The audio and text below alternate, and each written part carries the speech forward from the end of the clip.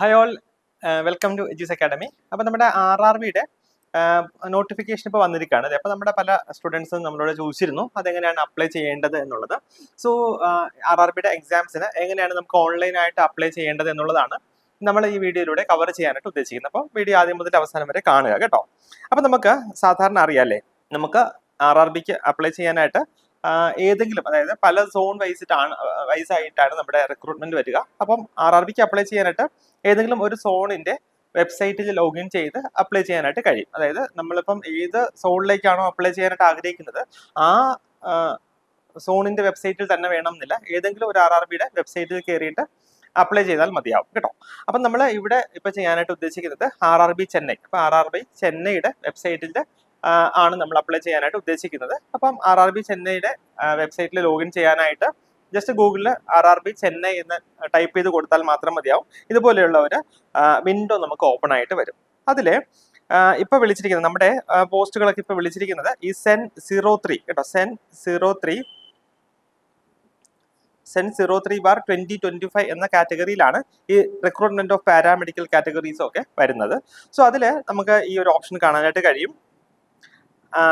Click here to apply online അല്ലെ, click here to apply online ഈ ഒരു option നമുക്ക് കാണാനായിട്ട് കഴിയും. അപ്പോൾ ഈ ഒരു ഓപ്ഷൻ ക്ലിക്ക് ചെയ്തിട്ടാണ് നമ്മൾ അപ്ലൈ ചെയ്യേണ്ടതായിട്ട് ഉള്ളത്.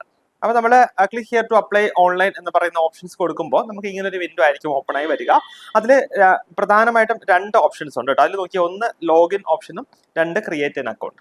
അപ്പോൾ ഇൻ കേസ് നിങ്ങൾ കഴിഞ്ഞ വർഷം, അതായത് 2024 കഴിഞ്ഞ RRB എക്സാമിന് അപ്ലൈ ചെയ്തിരുന്നുവെങ്കിൽ നിങ്ങൾക്ക് ഈ ലോഗിൻ ഓപ്ഷൻ വഴി അപ്ലൈ ചെയ്യാനായിട്ട് കഴിയും. ഈ വർഷത്തെ എക്സാമിന് അപ്ലൈ ചെയ്യാനായിട്ട് കഴിയും. ഇൻ കേസ് നിങ്ങൾ കഴിഞ്ഞ എക്സാം അപ്ലൈ ചെയ്തിട്ടില്ല എന്നുണ്ടെങ്കിൽ ഈ ക്രിയേറ്റ് ആൻ അക്കൗണ്ട് കേട്ടോ, ഈ ക്രിയേറ്റ് ആൻ അക്കൗണ്ട് എന്ന ഓപ്ഷൻ കൊടുക്കുക. എന്നിട്ട് അക്കൗണ്ട് ക്രിയേറ്റ് ചെയ്തതിന് ശേഷം നമുക്ക് അപ്ലൈ ചെയ്യാനായിട്ട് കഴിയും.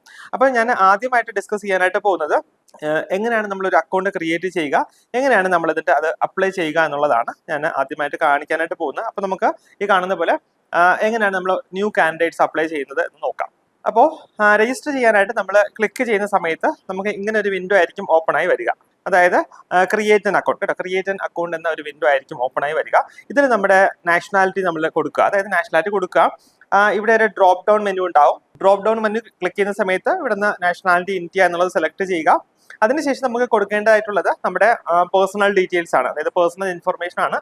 അതിൽ ആദ്യമായിട്ട് നമ്മുടെ ഫുൾ നെയിം കൊടുക്കുക. അപ്പോൾ ഫുൾ നെയിം കൊടുക്കുമ്പോൾ നമ്മൾ ശ്രദ്ധിക്കേണ്ടതായിട്ടുള്ള കാര്യം നമ്മുടെ സർട്ടിഫിക്കറ്റ് ഉള്ളതിന് പ്രകാരം തന്നെ നമ്മൾ ഫുൾ നെയിം കൊടുക്കുക എന്നുള്ളതാണ്. അതായത് നമ്മുടെ 10th ക്ലാസ്സിലെ സർട്ടിഫിക്കറ്റിൽ എന്താണോ നമ്മുടെ പേരുള്ളത് അത് അതുപോലെ തന്നെ ടൈപ്പ് ചെയ്ത് കൊടുക്കുക എന്നുള്ളതാണ്. അപ്പോൾ ഇവിടെ ഫുൾ നെയിം നമ്മൾ എൻ്റർ ചെയ്യുക. അഗെയിൻ നമുക്ക് ഒന്നുകൂടെ കൺഫേം ചെയ്യാനായിട്ട് ഇവിടെ റീടൈപ്പ് ഫുൾ നെയിം ഓപ്ഷൻ ഉണ്ട്. അവിടെ നമ്മൾ ഒന്നുകൂടെ നമ്മുടെ ഫുൾ നെയിം ടൈപ്പ് ചെയ്ത് കൊടുക്കുക. നെക്സ്റ്റ് ഓപ്ഷൻ വരുന്നത് have you ever change your name എന്നുള്ളതാണ്. അവിടെ നമ്മൾ നോ ക്ലിക്ക് ചെയ്യുക. നെക്സ്റ്റ് അഗെയിൻ നമുക്ക് കൊടുക്കേണ്ടതായിട്ടുള്ളത് ഡേറ്റ് ഓഫ് ബർത്ത് ആണ്. അപ്പോൾ ഡേറ്റ് ഓഫ് ബർത്ത് എൻ്റർ ചെയ്യുക. അഗെയിൻ ഇവിടെ റീടൈപ്പ് ചെയ്യുക. ഡേറ്റ് ഓഫ് ബർത്ത് ഒന്നുകൂടെ റീ എൻ്റർ ചെയ്ത് കൊടുക്കുക. നെക്സ്റ്റ് നമുക്ക് ചെയ്യാനായിട്ടുള്ളത് നമ്മുടെ ജെൻഡർ സെലക്ട് ചെയ്യുക എന്നുള്ളതാണ്. അപ്പോൾ ഈ ഒരു ഓപ്ഷനിൽ നമ്മുടെ സെലക്ട് ജെൻഡർ കൊടുക്കുക. അഗെയിൻ ഇവിടെ ജെൻഡർ ഒന്നുകൂടെ റീസെലക്ട് ചെയ്ത് കൊടുക്കുക.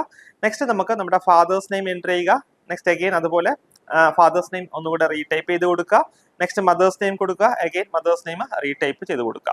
സോ ഇതാകുമ്പോഴത്തേക്ക് നമ്മുടെ ബേസിക് ആയിട്ടുള്ള ഡീറ്റെയിൽസ് നമ്മൾ എൻ്റർ ചെയ്ത് കഴിഞ്ഞിരിക്കുകയാണ്. നെക്സ്റ്റ് നമുക്ക് എൻ്റർ ചെയ്യേണ്ടത് നമ്മുടെ കോൺടാക്ട് ഡീറ്റെയിൽസ് ആണ്. അപ്പോൾ കോൺടാക്ട് ഡീറ്റെയിൽസിൽ മെയിൻ ആയിട്ട് നമ്മൾ ഇവിടെ എൻ്റർ ചെയ്യുക നമ്മുടെ ഇമെയിൽ അഡ്രസ്സും കൂടാതെ മൊബൈൽ നമ്പറുമാണ്. ഈ രണ്ട് കാര്യങ്ങൾ നമ്മൾ കൊടുക്കുമ്പോൾ, അതായത് ഇമെയിൽ അഡ്രസ്സും നമ്മുടെ മൊബൈൽ നമ്പറും എൻ്റർ ചെയ്യുമ്പോൾ കൃത്യമായിട്ട് നമുക്ക് ആക്സസ് ഉള്ള ഇമെയിൽ അഡ്രസ്സും ആക്സസ് ഉള്ള ഒരു ഇന്ത്യൻ മൊബൈൽ നമ്പറും കൊടുക്കാനായിട്ട് ശ്രമിക്കുക കേട്ടോ. അതായത് ഇവിടെ നമ്മൾ ഇമെയിൽ അഡ്രസ്സ് കൊടുക്കുക. കാരണം എന്താണെന്ന് വെച്ച് കഴിഞ്ഞാൽ നമുക്ക് ആ മെയിൽ ID-യിലേക്കും ആ മൊബൈൽ നമ്പറിലേക്കും ഒരു OTP വരുന്നതായിരിക്കും കേട്ടോ. അപ്പോൾ ഇമെയിൽ അഡ്രസ്സ് കൊടുക്കുക. നെക്സ്റ്റ് ഇവിടെ നമ്മുടെ മൊബൈൽ നമ്പർ കൊടുക്കുക. എന്നിട്ട് ഈ ഒരു ലിങ്കിൽ ക്ലിക്ക് ചെയ്യുക, അതായത് ജനറേറ്റ് ഇമെയിൽ OTP എന്ന് പറയുന്ന ഓപ്ഷനിൽ ക്ലിക്ക് ചെയ്യുക. അപ്പം മെയിലിൽ നമുക്ക് OTP വരുന്നുണ്ടാവും. സോ ആ ഒരു OTP നമ്മളിവിടെ എൻ്റർ ചെയ്ത് കൊടുക്കുക കേട്ടോ. ആ ഒരു OTP നമ്മൾ ഇവിടെ എൻ്റർ ചെയ്ത് കൊടുക്കുക. Next again mobile OTP generate ചെയ്യുക. അഗെയിൻ ആ OTP നമ്മളിവിടെ എൻ്റർ ചെയ്ത് കൊടുക്കുക കേട്ടോ. അപ്പോൾ ഇത്രയും കാര്യങ്ങളാണ് നമ്മൾ ഇവിടെ ചെയ്യേണ്ടതായിട്ട് ഉള്ളത്. നെക്സ്റ്റ് വരുന്നത് നമ്മുടെ ക്രിയേറ്റ് പാസ്വേഡ് ആണ്. അപ്പം നമ്മുടെ അക്കൗണ്ടിന് ആവശ്യമായിട്ടുള്ള ഒരു പാസ്വേഡ് ക്രിയേറ്റ് ചെയ്യുക എന്നുള്ളതാണ്. അതിൽ കൃത്യമായിട്ട് ഇൻസ്ട്രക്ഷൻസ് പറയുന്നുണ്ട്. ഒരു കോമ്പിനേഷൻ ഓഫ് ക്യാപിറ്റൽ ലെറ്റർ വേണം, കൂടാതെ സ്മോൾ ലെറ്റർ വേണം, സ്പെഷ്യൽ ക്യാരക്ടേഴ്സ് വേണം, കൂടാതെ നമ്പേഴ്സ് വേണം. അപ്പോൾ ഇത്രയും കാര്യങ്ങൾ ഉള്ള ഒരു പാസ്വേഡ് ക്രിയേറ്റ് ചെയ്യുക. അഗെയിൻ ഇവിടെ നമ്മുടെ പാസ്വേഡ് കൺഫേം ചെയ്ത് കൊടുക്കുക. നെക്സ്റ്റ് നമ്മുടെ ക്യാപ്ച കൊടുക്കുക, അതായത് I am not a robot എന്ന് പറയുന്ന ആ ക്യാപ്ചയെ കൂടെ കൊടുക്കുക കേട്ടോ. ആ ക്യാപ്ചയെ കൂടെ കൊടുക്കുക. അതിനുശേഷം നമ്മൾ ചെയ്യേണ്ടത് preview and create an account കേട്ടോ. Preview and create an account എന്ന് പറയുന്ന ഓപ്ഷനാണ് നമ്മൾ കൊടുക്കുക. നെക്സ്റ്റ് നമുക്ക് ചെയ്യേണ്ടതായിട്ടുള്ള കാര്യം വെരിഫിക്കേഷൻ ആണ്. അതായത് സാധാരണ ഈ എക്സാമിന് നമ്മൾ ചെയ്യേണ്ടുന്ന കാര്യം എന്ന് പറയുന്നത് വെരിഫിക്കേഷൻ ത്രൂ ആധാർ കാർഡ്. ഈ ഒരു ഓപ്ഷൻ കൊടുക്കുകയാണ് നമുക്ക് കുറച്ച് എളുപ്പമായിട്ട് വരിക. കാരണം വെരിഫിക്കേഷൻ എന്താണെങ്കിലും നമ്മൾ ചെയ്യണം. അപ്പൊ ഇൻ കേസ് നമ്മൾ വെരിഫിക്കേഷൻ ത്രൂ ആധാർ കാർഡ് കൊടുത്തില്ല എങ്കിൽ നമുക്ക് ബാക്കിയുള്ള ഓപ്ഷൻസ്, അതായത് നമ്മുടെ പാൻ നമ്പർ വെരിഫിക്കേഷൻ അല്ലെങ്കിൽ ഇലക്ട്രൽ ഐഡി വെരിഫിക്കേഷൻ, അങ്ങനെ ബാക്കിയുള്ള വെരിഫിക്കേഷനിലേക്ക് പോകേണ്ടി വരും. അപ്പൊ ഏറ്റവും ഈസി എന്ന് പറയുന്നത് നമുക്ക് ആധാർ വെരിഫിക്കേഷൻ കൊടുക്കുന്നത് തന്നെയാകും. സോ നമുക്ക് ഈ ഒരു വെരിഫിക്കേഷൻ ത്രൂ ആധാർ കാർഡ് ഈ ലിങ്ക് ക്ലിക്ക് ചെയ്യുക. അതിനുശേഷം നമുക്ക് ഇവിടെ നമ്മുടെ ആധാർ നമ്പർ എൻ്റർ ചെയ്ത് കൊടുക്കുക. അഗെയിൻ നമുക്ക് ഒരു OTP വെരിഫിക്കേഷൻ വരും. അപ്പൊ ഇവിടെ ഈ ജനറേറ്റ് ആധാർ OTP കൊടുക്കുമ്പോൾ നമുക്ക് നമ്മുടെ ആധാർ ലിങ്ക് ചെയ്തിരിക്കുന്ന മൊബൈൽ നമ്പറിലേക്ക് നമ്മുടെ OTP വരുന്നതായിരിക്കും കേട്ടോ. ആ ഒരു OTP നമ്മൾ ഇവിടെ എൻ്റർ ചെയ്ത് കൊടുക്കുക. അതിനുശേഷം നമ്മൾ ജസ്റ്റ് ഒന്ന് വെരിഫൈ ചെയ്ത് കൊടുക്കുക കേട്ടോ. ജസ്റ്റ് ഒന്ന് വെരിഫൈ ചെയ്ത് കൊടുക്കാം. നെക്സ്റ്റ് അതിനുശേഷം ജസ്റ്റ് ഈ ഒരു ഓപ്ഷൻ കൂടെ നമ്മൾ ക്ലിക്ക് ചെയ്യുക. ക്ലിക്ക് ചെയ്യുന്ന സമയത്ത് നമുക്ക് ഇങ്ങനെ ഒരു വിൻഡോ ആയിരിക്കും ഓപ്പൺ ആയി വരിക. അതായത് നമ്മൾ കൊടുത്ത എല്ലാ ഇൻഫർമേഷനും എൻ്റർ ചെയ്തിട്ട് വരുന്ന ഒരു വിൻഡോ ആയിരിക്കും നമുക്ക് ഓപ്പൺ ആയി കിട്ടുക. ഇവിടെ നമ്മുടെ പേഴ്സണൽ ഇൻഫർമേഷൻ എല്ലാം ഉണ്ടാകും, നമ്മുടെ കോൺടാക്ട് ഡീറ്റെയിൽസ് ഉണ്ടാകും, നമ്മുടെ ഐഡന്റിഫിക്കേഷൻ ഫോർ ഒതന്റിക്കേഷൻ, അതായത് full name as per Aadhaar card, date of birth as per Aadhaar card, പിന്നെ ജെൻഡർ ഉണ്ടാവും. അതുകൂടാതെ ഇവിടെ ഈ ഒരു ഓപ്ഷൻ കൂടെ ക്ലിക്ക് ചെയ്ത് കൊടുക്കുക. I have recheck the above details and found correct എന്ന് കൊടുത്തതിന് ശേഷം ഈ ഒരു ക്രിയേറ്റ് ആൻ അക്കൗണ്ട് എന്ന് പറയുന്ന ഓപ്ഷൻ കൊടുക്കുക. അപ്പൊ ഇത്രയാകുമ്പോഴത്തേക്ക് നമ്മുടെ പ്രിലിമിനറി രജിസ്ട്രേഷൻ കംപ്ലീറ്റ് ചെയ്തിരിക്കുകയാണ്. അതായത് ഞാൻ നേരത്തെ പറഞ്ഞല്ലോ, പുതിയതായിട്ട് രജിസ്റ്റർ ചെയ്യുന്ന കാൻഡിഡേറ്റ്സിന് ഈ ഒരു കാര്യമാണ് ബേസിക്കലി ചെയ്യേണ്ടതായിട്ടുള്ളത്. ഇനി ഇൻ കേസ് നിങ്ങൾ കഴിഞ്ഞ വർഷത്തെ 2024 എക്സാം എഴുതി എന്നുണ്ടെങ്കിൽ നിങ്ങൾക്ക് ഡയറക്റ്റ് ആയിട്ട് ഇതുവഴി അതായത് ഈ ഒരു ഓപ്ഷൻ വഴി ലോഗിൻ ചെയ്യുകയാണ് നമ്മൾ ചെയ്യുക കേട്ടോ. ലോഗിൻ വിത്ത് RRB അക്കൗണ്ട് ക്രെഡൻഷ്യൽസ് എന്ന് പറയുന്ന ഒരു ഓപ്ഷൻ ക്ലിക്ക് ചെയ്ത് കൊടുക്കുക.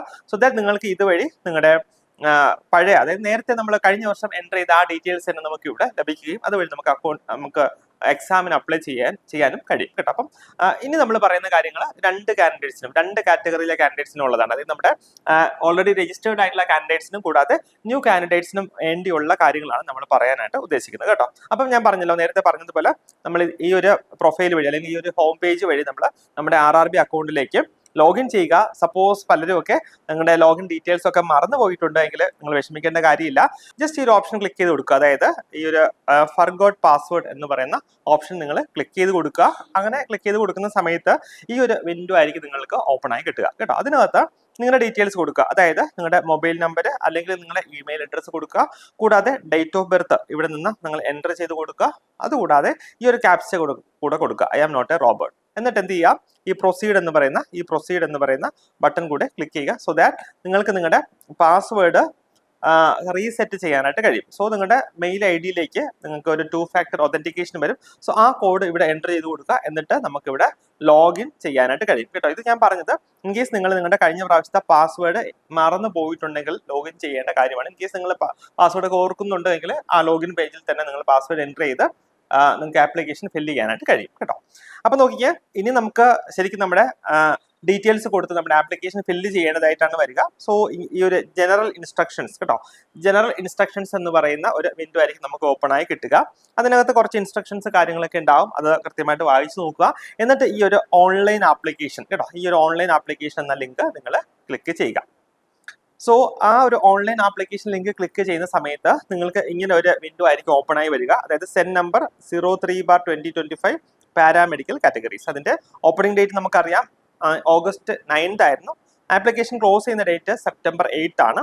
സോ അതിൽ ഇനിയാണ് നിങ്ങൾക്ക് കൃത്യമായിട്ട് ശ്രദ്ധിച്ച് ചെയ്യേണ്ട കാര്യങ്ങൾ വരിക കേട്ടോ. നോക്കിയേ, select the RRB for which you wish to apply. ഏത് RRB-യിലേക്കാണ് നിങ്ങൾ അപ്ലൈ ചെയ്യാനായിട്ട് ആഗ്രഹിക്കുന്നത് എന്നുള്ളത് ഈ ഒരു ഡ്രോപ്പ് ഡൗൺ മെനുവിൽ നിന്ന് നിങ്ങൾ സെലക്ട് ചെയ്യുക. നമ്മൾ നേരത്തെ വീഡിയോസ് ഒക്കെ ചെയ്തിരുന്നു, ഏത് സോൺ ആണ് സേഫ് ആയിട്ടുള്ളത് എന്നുള്ളത് നിങ്ങൾ കൃത്യമായിട്ട് മനസ്സിലാക്കി ആ ഒരു സോണിലേക്ക് നിങ്ങൾ അപ്ലൈ ചെയ്യുക.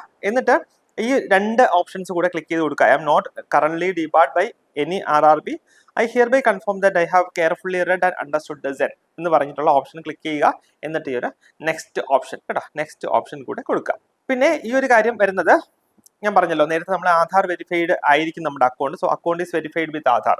എന്നിട്ട് ബാക്കിയുള്ള നമ്മുടെ ബേസിക് ആയിട്ടുള്ള ഡീറ്റെയിൽസ് എല്ലാം ഇതിൽ ഓൾറെഡി പ്രീ ഫിൽഡ് ആയിട്ടായിരിക്കും ഇവിടെ വരിക കേട്ടോ. നമുക്ക് ആകെ എൻട്രി ചെയ്ത് കൊടുക്കേണ്ടതായിട്ടുള്ളത് ഒന്ന് മെരിറ്റൽ സ്റ്റേറ്റസ്. ഈ ഒരു ഡ്രോപ്പ് ഡൗൺ മെനുവിൽ നിന്ന് സെലക്ട് ചെയ്ത് മെരിറ്റൽ സ്റ്റേറ്റസ് അൺമാരിഡ് ആണോ മാരിഡ് ആണോ എന്നുള്ള ഡീറ്റെയിൽസ് കൊടുക്കുക. പിന്നെ നെക്സ്റ്റ് വരുന്ന നമ്മുടെ റിലീജിയൻ ആണ്, അത് അഗൈൻ ഈ ഒരു ഡ്രോപ്പ് ഡൗൺ മെനുവിൽ നിന്ന് സെലക്ട് ചെയ്ത് കൊടുക്കുക. പിന്നെ നമ്മുടെ മദർ ടങ്ങും ഈ പറഞ്ഞിരിക്കുന്ന ഒരു ഡ്രോപ്പ് ഡൗൺ മെനുവിൽ നിന്ന് സെലക്ട് ചെയ്ത് കൊടുക്കുക. നെക്സ്റ്റ് വരുന്ന നമ്മുടെ കാറ്റഗറി ഡീറ്റെയിൽസ് ആണ്. ലൈക്ക് നോക്കിയേ, ex service man details, are you an ex service man, അത് ഈ ഡ്രോപ്പ് ഡൗൺ മെനുവിൽ നിന്ന് അതിന് ആപ്ലിക്കബിൾ ആയിട്ടുള്ള രീതിയിൽ സെലക്ട് ചെയ്ത് കൊടുക്കുക. പിന്നെ person with bench mark disability details കൊടുക്കുക. അതിന് കൃത്യമായി അതായത് നിങ്ങൾക്ക് അങ്ങനെ എന്തെങ്കിലും ഡിസബിലിറ്റി ഉണ്ടെങ്കിൽ മാത്രം ഇവിടെ സെലക്ട് ചെയ്ത് കൊടുക്കുക. നെക്സ്റ്റ് വരുന്നത് എക്കണോമിക്കലി ബാക്ക്വേർഡ് ക്ലാസ് ഡീറ്റെയിൽസ് ആണ്. അപ്പൊ ഇതില് നിങ്ങൾ ഓർക്കേണ്ട ഒരു കാര്യം എന്ന് പറഞ്ഞാൽ എക്കണോമിക് ബാക്ക്വേർഡ് ക്ലാസ്സിന് പ്രത്യേകിച്ച് നമുക്ക് റിസർവേഷൻ കാര്യങ്ങളൊന്നും അവിടെ വരുന്നില്ല. ഉള്ളി നമുക്ക് ഫീ കൺസെഷൻ കേട്ടോ, ഫീ കൺസെഷൻ മാത്രമേ വരുന്നുള്ളൂ. അതുകൂടാതെ തന്നെ നമ്മുടെ ഇൻ കേസ് നമ്മൾ സെലക്ട് ആയി പോകുമ്പോൾ നമുക്ക് ഡോക്യുമെന്റ് വെരിഫിക്കേഷൻ സമയത്ത് ഈ EBCയുടെ സർട്ടിഫിക്കറ്റ് നമുക്ക് സബ്മിറ്റ് ചെയ്യേണ്ടതായിട്ട് വരും. നമുക്ക് അപ്പോൾ സബ്മിറ്റ് ചെയ്യാനായിട്ട് കഴിയുന്നില്ല എങ്കിൽ നമ്മുടെ ആപ്ലിക്കേഷൻ അവർ റിജക്ട് ചെയ്യും എന്നാണ് പറഞ്ഞിരിക്കുന്നത്.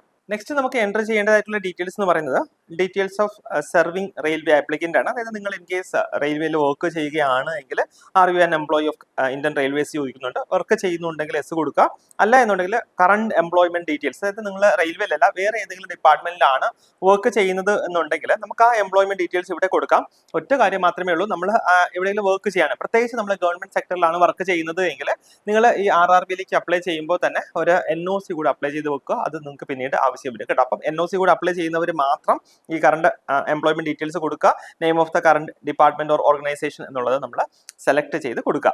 ആസ് സച്ച് നിങ്ങൾ ഓർക്കേണ്ട കാര്യങ്ങൾ, നമ്മൾ പാരാമെഡിക്കൽ പോസ്റ്റിന് പ്രത്യേകിച്ച് എക്സ്പീരിയൻസ് കാര്യങ്ങളൊന്നും ചോദിക്കുന്നില്ല. അതുകൊണ്ട് എക്സ്പീരിയൻസ് കാണിക്കാൻ താല്പര്യമുള്ളവർ അല്ലെങ്കിൽ ഇപ്പോൾ വർക്ക് ചെയ്യുന്നു എന്ന് കാണിക്കുന്നവർ കൃത്യമായിട്ടുള്ള NOC കാര്യങ്ങളൊക്കെ മേടിച്ച് വയ്ക്കാനായിട്ട് ശ്രദ്ധിക്കുക. നെക്സ്റ്റ് വരുന്നത് bank details four refund of ഫീ. അതായത് നമുക്കറിയാം നമ്മൾ എക്സാമിന്റെ ഫീ അടയ്ക്കുന്നു, അതിനുശേഷം കൃത്യമായിട്ട് നമ്മൾ CBT എക്സാം അറ്റൻഡ് ചെയ്യുകയാണ് എങ്കിൽ നമുക്ക് നമ്മുടെ ആപ്ലിക്കേഷൻ ഫീയിൽ കുറച്ച് എമൗണ്ട് അവർ റീഫണ്ട് ചെയ്യും. അപ്പൊ ആ റീഫണ്ട് ചെയ്യേണ്ട ഡീറ്റെയിൽസ് ആണ് നമ്മളിവിടെ ഫില്ല് ചെയ്ത് കൊടുക്കേണ്ടത്. അതായത് റീഫണ്ട്, അതായത് നമ്മുടെ അക്കൗണ്ട് ഹോൾഡർ നെയിം കൊടുക്കുക.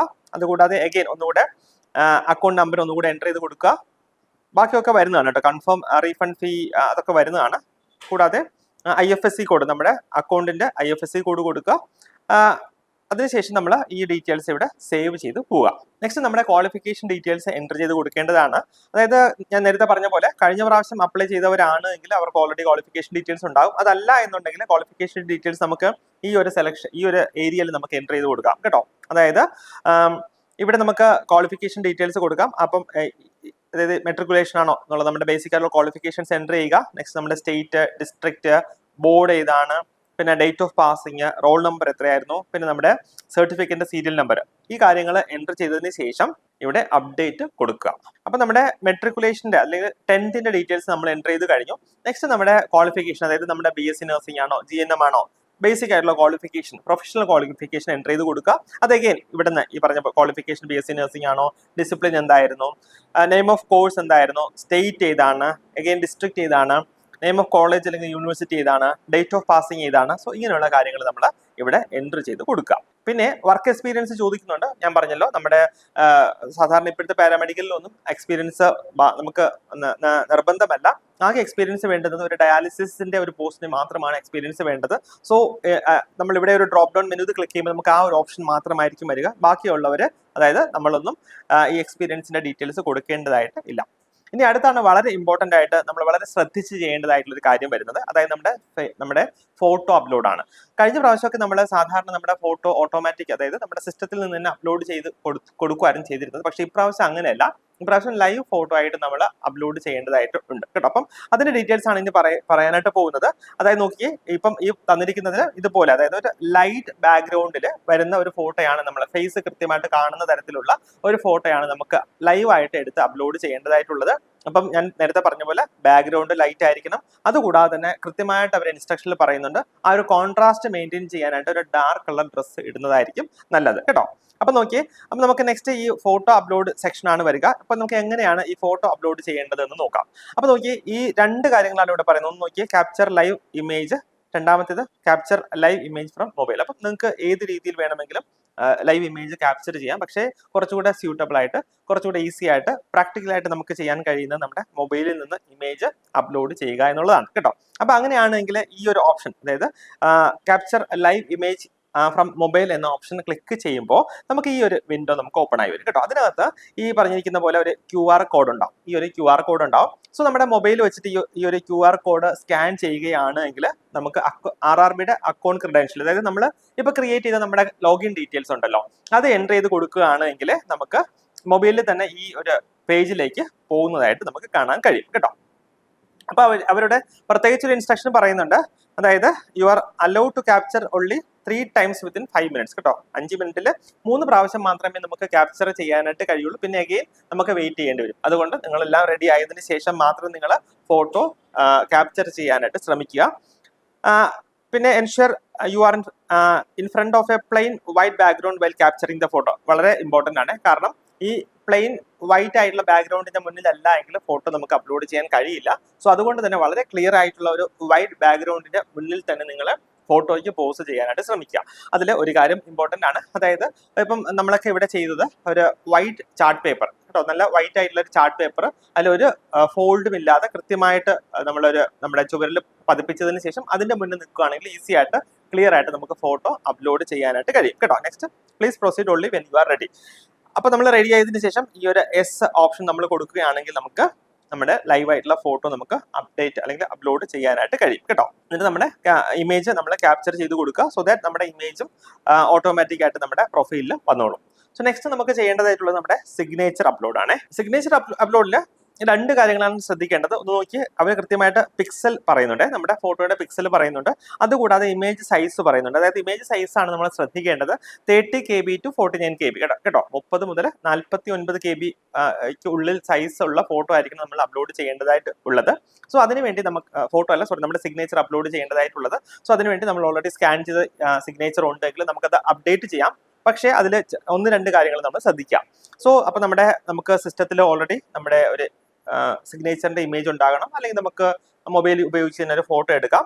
അതിന്റെ എന്ത് ചെയ്യുക, ബ്രൗസ് ഈ ഒരു ഓപ്ഷൻ കൊടുക്കുക കേട്ടോ. ബ്രൗസ് ഓപ്ഷൻ കൊടുക്കുമ്പോൾ ഞാൻ പറഞ്ഞല്ലോ കൃത്യമായിട്ടുള്ള ഇമേജ് സൈസ് നമുക്ക് ആവശ്യമാണ്. സോ നമുക്ക് അത് ചെയ്യാനായിട്ട് നമ്മുടെ ഇമേജ് റീസൈസർ കേട്ടോ, ഇമേജ് റീസൈസർ എന്ന് പറയുന്ന സൈറ്റിലേക്ക് ജസ്റ്റ് ഒന്ന് ലോഗിൻ ചെയ്യാതെ നമ്മൾ ഗൂഗിളിൽ ജസ്റ്റ് ഒന്ന് ടൈപ്പ് ചെയ്താൽ മതിയാവും. ഈ ഒരു ഇമേജ് റീസൈസർ എന്ന് പറയുന്ന ഈ ഒരു ഹോം പേജിലായിട്ടായിരിക്കും പോവുക. സോ അവിടെ നമ്മൾ 2 കാര്യങ്ങൾ എൻ്റർ ചെയ്ത് കൊടുക്കുക. അതായത് ഈ ഒരു പിക്സൽ നമ്മൾ അവിടെ നിന്ന് സെലക്ട് ചെയ്യുക. അതായത് ആദ്യം ഈ റീസൈസ് സെറ്റിംഗ്സിൽ നിന്ന് ഈ ബൈ സൈസ് നമ്മൾ സെലക്ട് ചെയ്യുക, അതിൽ പിക്സൽസ് സെലക്ട് ചെയ്യുക.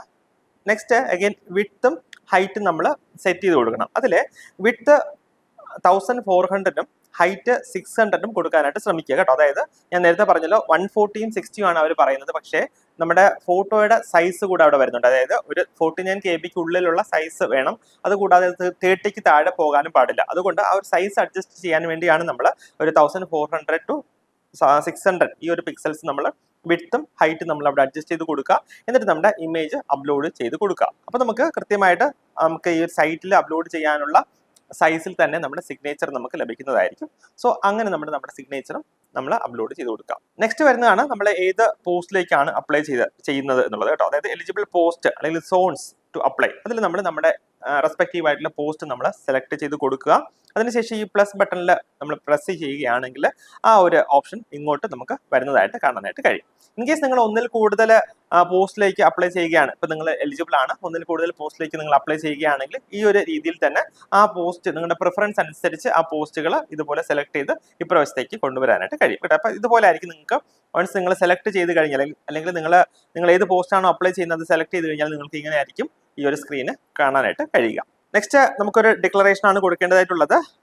I have exercise and check my order of post preference for the post I am interested to apply. ഇത് ടിക്ക് ചെയ്ത് കൊടുക്കുക. അതുകൂടാതെ ഈ 2 ഓപ്ഷൻസ് കൂടെ നമ്മൾ കൊടുക്കുക. നമ്മുടെ പ്ലേസ് നമ്മൾ എൻ്റർ ചെയ്ത് കൊടുക്കുക. നമ്മുടെ സിഗ്നേച്ചർ ഓട്ടോമാറ്റിക്കലി ഇവിടെ വന്നിട്ടുണ്ടാവും. അതിനുശേഷം നമ്മുടെ ചെയ്യേണ്ട കാര്യം എന്ന് പറയുന്നത് സേവ് ചെയ്യുക, പിന്നെ നമ്മുടെ ആപ്ലിക്കേഷൻ പ്രിവ്യൂ ചെയ്യുക കേട്ടോ. നമ്മുടെ ആപ്ലിക്കേഷൻ നമ്മൾ ഫിൽ ചെയ്ത് ശരിയാണോ എന്നുള്ള ഡീറ്റെയിൽസ് നോക്കുക.